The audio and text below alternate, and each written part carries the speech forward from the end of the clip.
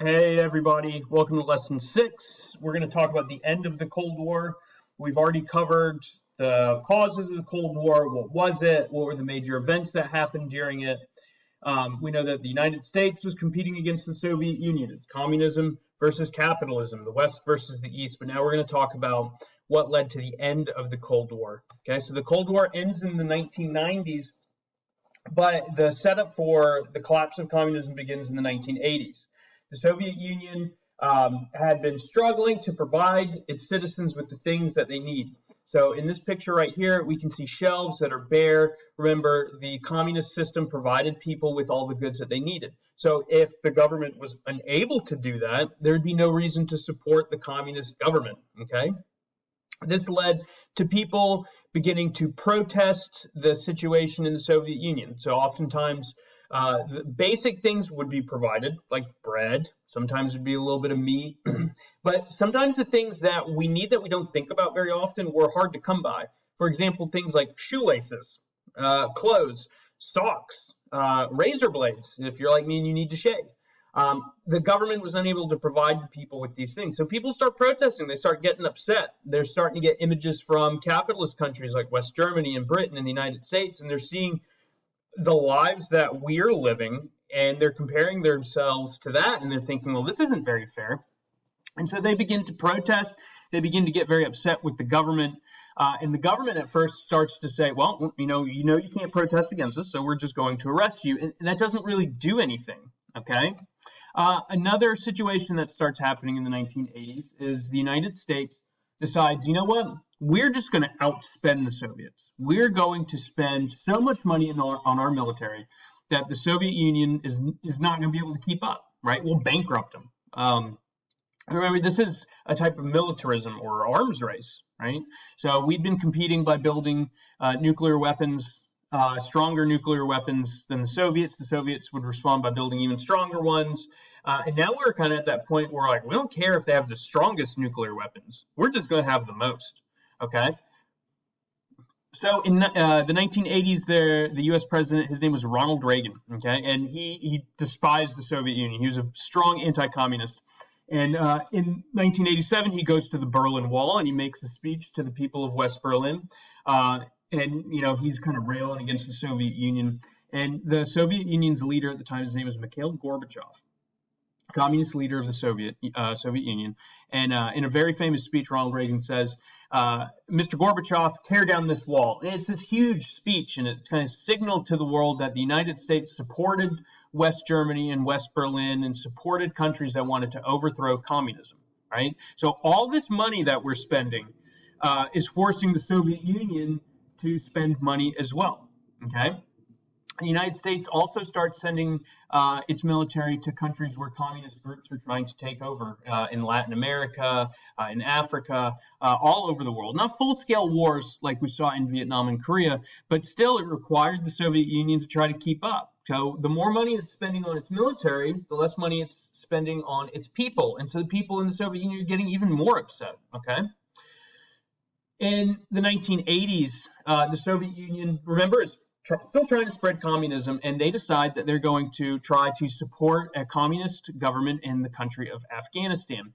So Afghanistan is in Central Asia, and the Soviets send tens of thousands of troops to Afghanistan to try to support the communist government there.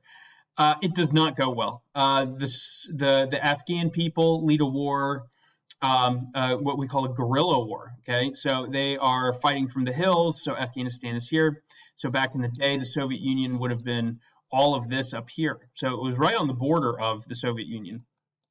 And they're fighting from the hills, unusual tactics, kind of hit and run stuff, and they're just disseminating the Soviets. I mean, they're not doing well over there, and they're forced to spend all this money on defense and stuff, and eventually the Soviet leaders and the Soviet citizens, they lose faith in their country's ability to be a superpower anymore, okay? And so now the people are upset by the economic situation. They're upset that the country's running out of money and they're fighting wars that they're not winning. And this leads to a couple of things in the Soviet Union. So this dude right here, his name is Mikhail Gorbachev. He was the leader of the Soviet Union in the 1980s. Okay, he's the last leader of the Soviet Union. And he comes up with two plans. The first one is called perestroika, which is the Russian word for restructuring. And basically what he said was, okay, look, if the government can't provide you with what you need, we're going to let people start setting up their own businesses. Okay, and so people are like, oh, okay, I guess so. But the second one is probably more important. This is called glasnost, okay? And this is the Russian word for opening.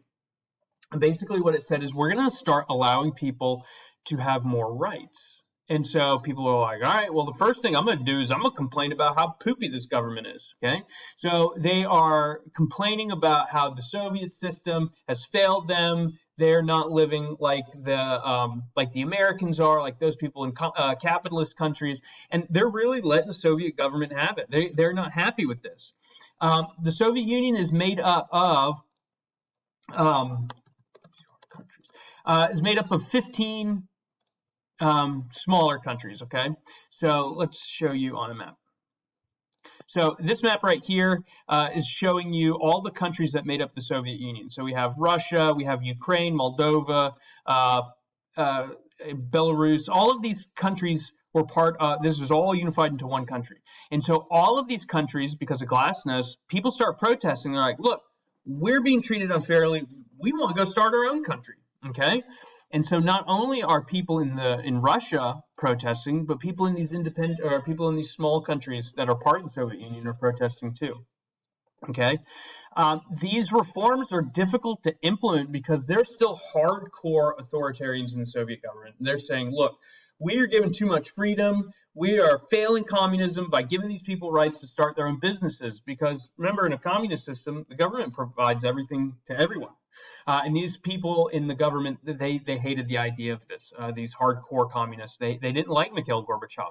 Okay, so what we start seeing happen next is these revolutions start breaking out in Eastern Europe. All right, Romania, Poland, Lithuania, Latvia, Estonia, Czechoslovakia, all of these countries that were forced to be communist after World War II. The people start rising up and they start saying, we've had enough. We're done. We are done with this. We want freedom. We want economic freedom. We want to have a say in our government. We want the Soviet Union to go. We want the communists out. Okay. Eventually, this leads to all these countries overthrowing their communist governments and electing democratic governments. Right. By 1989, even the Berlin Wall started coming down. And in 1990, East and West Germany unified. It was no longer two Germanys. It was all just one big Germany. Okay. And so as these countries in Eastern Europe gain more freedoms, communism is slowly starting to die. Okay, and actually it's not slowly, it happens very, very quickly. These protests begin in 1988, and by 1991, the Soviet Union is collapsed, okay? So, like I said, 1989, East Germans begin protesting the Berlin Wall. Well, they've been protesting for a while, but the protests really start picking up in 1989. And eventually it leads to the East German government responding by saying, okay, look, we're gonna let people travel, right? We're gonna let people travel to the West. But this message came off kind of weird. The guy who had to deliver this message to the press, he wasn't actually in the meeting, and they gave him a slip of paper, said, just make this announcement. And he's like, I mean, I guess, I'm gonna read what it says. And what he said was that we're going to just open the borders and let East Germans into West Berlin. Okay. What was actually supposed to be said was that we're going to start providing people with the paperwork to allow them to travel once they've applied. So immediately people start rushing to the Berlin Wall and they demand entry because the government said they could go. And the guards were like, look, we're not going to shoot our own people. Y'all go on ahead. And this eventually leads to the fall of the Berlin Wall. So one of the things you're going to watch for your classwork today is you're going to watch this news broadcast from November 10th, 1989. This is from the Berlin Wall. All right, so the East German government hasn't collapsed yet, but it's getting pretty close. Okay. By 1991, the Soviet Union has lost all its power, man. These small little countries in the Soviet Union start saying, we're our own country. Bye, bye, bye, right? So by August, though, a group of hardcore communists they're totally unhappy with the way Gorbachev is handling this. They don't like the idea of democracy and reforms and things like that. And so they try to seize power while Gorbachev is on vacation.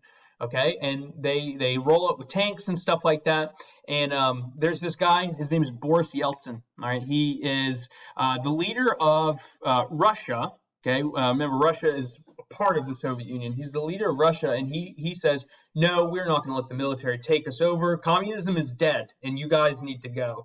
And people start storming the streets, and they start saying, yeah, man, this guy gets it. He's gonna end communism for us. He doesn't want these hardline military generals taken over. Okay, and so the military coup, they kind of take a step back, like, fine, we give up, whatever. And Boris Yeltsin is immensely popular at this point, and he basically tells Gorbachev, it's like, look, man, communism's dead. Russia's not going to be communist anymore.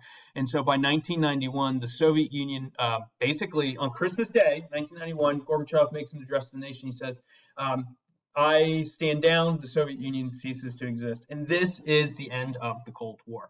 Okay, so what you're going to be doing today, you've got some cause and effect boxes here. Use the slide before it. It'll tell you what slide to use. Use the slide before it to read what the cause is. And then from here, it'll tell you what the effect of that event was.